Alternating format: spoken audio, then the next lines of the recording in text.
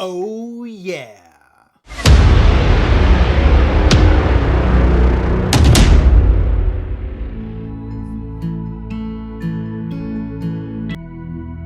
So here we are on step 5, and we are going to be attaching the rear dampers to the chassis. So as you can see, we're going to need parts A7, A6. I'm just going to go through all this instruction to figure out which ones we need. We need A1, and then there's going to be the nuts and bolts. And so you can see I've pulled out a couple of springs, and we're going to need these from each of the different bags. So I'm going to grab all that, and then we'll be ready to go and put these and start attaching the shocks. So here we are, step 5.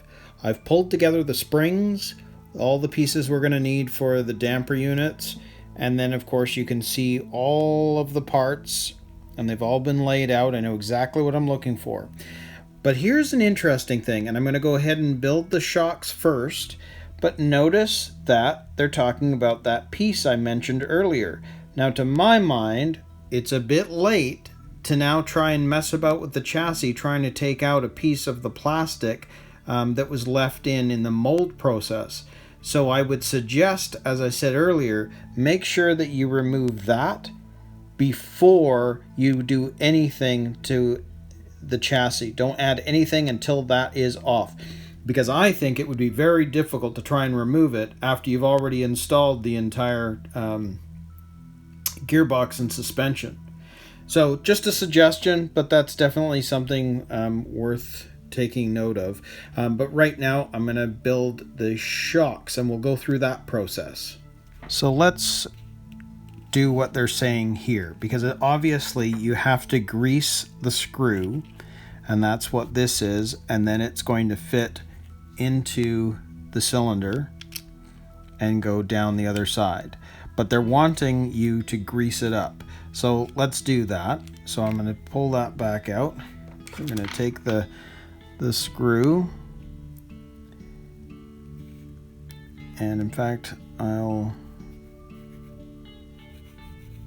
put some on all the way through.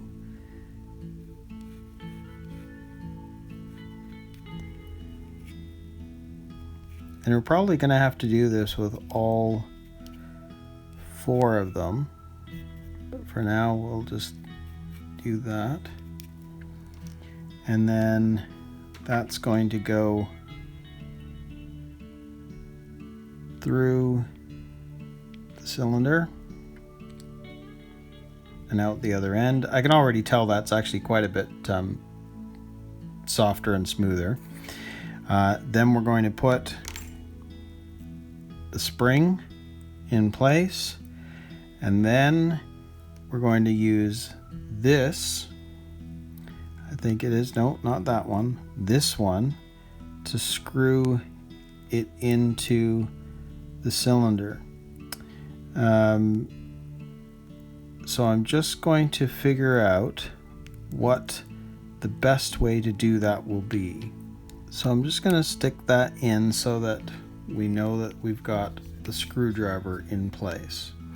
Then we're going to stick the spring on, and then we're going to need to have this piece right here, and the shaft is actually going to be screwed onto that.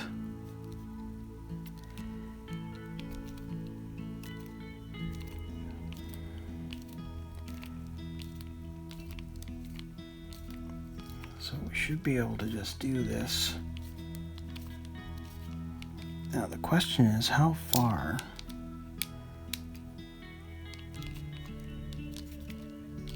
do we do this?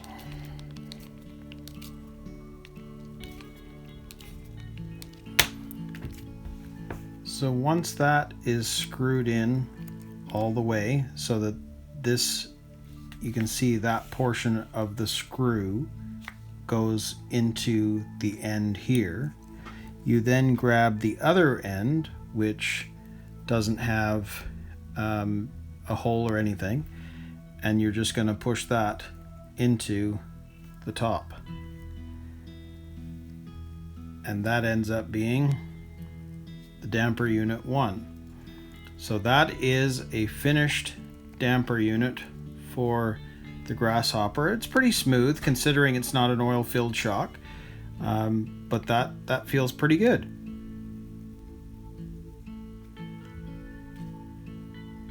So let's do the other one.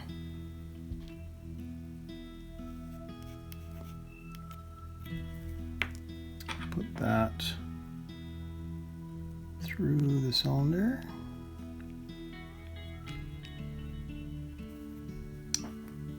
Then take the screwdriver,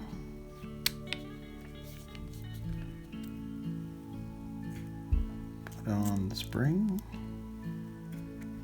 and then put on the end cap. So we'll go back to the screwdriver and start spinning.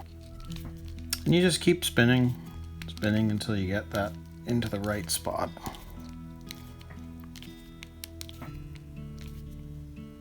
Getting there, almost at the end. I can feel it now. So you can see that that end piece is right about where there was that much room that had to go into this. So if we just hold it that way, you can see that it is all the way down. And it should match this one if I've done it right. So let's just put the cap on. And now both of these should be a perfect match, which they are. So you can see at the very top where I'm using the top cap part, leveling it out to make sure it's even, and then if you look down the cylinder, they're both identical at the bottom. So I know that I've put them together correctly because they're identical lengths. So now we'll move on to the second step, which is actually attaching the damper units to the chassis. And you can see that there's a screw that goes through a washer that goes into these plastic parts. Now what's interesting is I'm used to these being lock nuts that are metal, and these aren't that. These are actually from the parts tree B, or A I should say, and you use those for the screw to go into. Bit different. So that's what you'll need to do, is cut off those off the parts tree in order to do this. So we'll go ahead and attach that to the chassis. So if we look at, let's just do it the same way that they've got it. We'll take one of the shocks and we take BB1. BB1 is the tapping screw, and then there's a metal cylinder, the tube that actually helps to protect it. So we're going to take the cylinder, stick that in, and stick that in the bottom, right? So now there's a brass bushing basically that's in between the plastic and the tapping screw for protection. And then what we're going to do is attach it to the gearbox, which you can see is right here.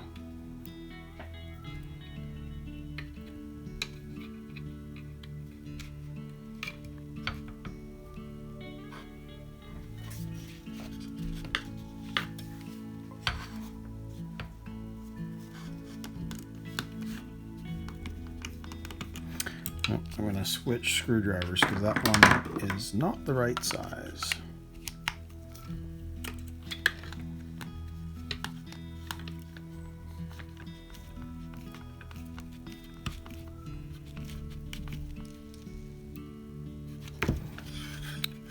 Just make sure that's nice and tight, which it is.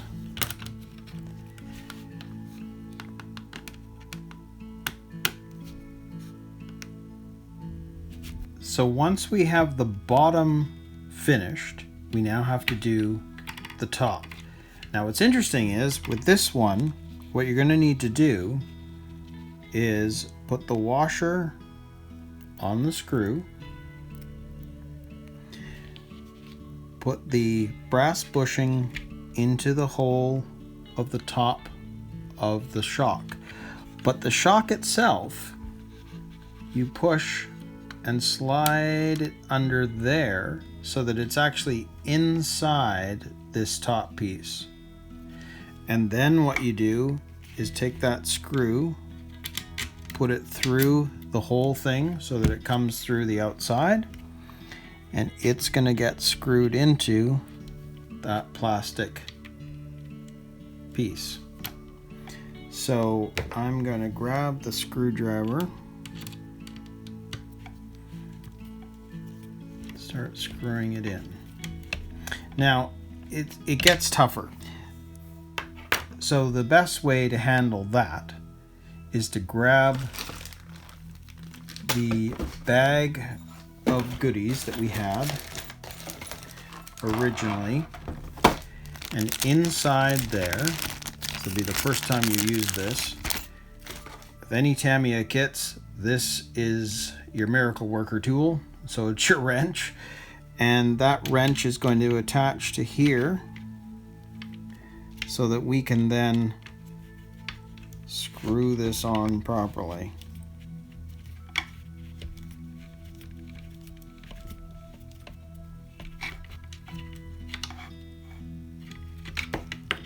And that should do the trick.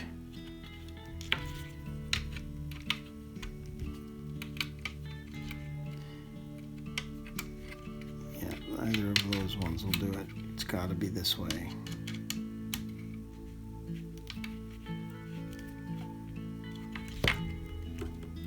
And there you have it. So there's shock 1 installed. So I'll go ahead and put the other one on, and we'll move on to step 6. So there we have step 5 complete. So the rear suspension is now on the chassis, and there's our suspension travel. There's not a lot of suspension travel on the Grasshopper. And maybe it doesn't matter so much. It has a smaller motor than most. It only comes with a 380 as opposed to a 550. And of course they say that, you know, one of the first upgrades you could do to a Grasshopper is actually put in a 540 motor. But I'm really curious to see how this is going to work as a 380. And we'll see how the finished build comes along. But we'll move on to step 6 now.